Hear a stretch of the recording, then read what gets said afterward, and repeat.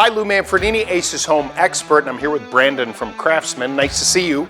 I want to talk about your organization system. I know Craftsman is known for high quality tools and products, but you also have solutions for people when it comes to getting organized. Yeah, that's right. With our Craftsman Versatrack system, it's a great way to start getting organized and organize your tools and supplies in your garage or workshop. Okay, Brandon, let's talk about specifically installing the track, because that is the critical component, right?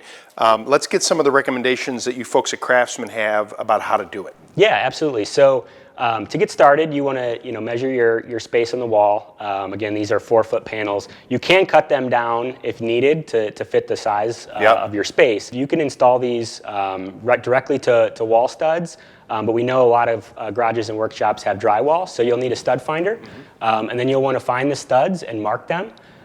We recommend, most studs are 16 inches on center, so we recommend trying to hit 4 studs within that 4-foot section. You can also install them on concrete and masonry. The key thing to wherever you're installing, whatever type of surface, is the type of screws that you're using.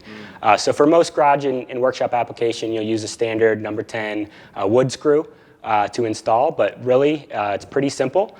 So we recommend a 1/8 inch drill bit to drill a pilot hole in the track prior to installing the screws. But once you do that, install your screws, make sure everything's level, which is critical, and then you can continue to build out from there, either horizontally or vertically, however you want to install your Versatrack. Well, Brandon, it looks fantastic. Thanks so much for the help. Yeah. And if I want to change it, I can. Exactly. All right, well, check it out. Our video coming up next is more on the Versatrack system.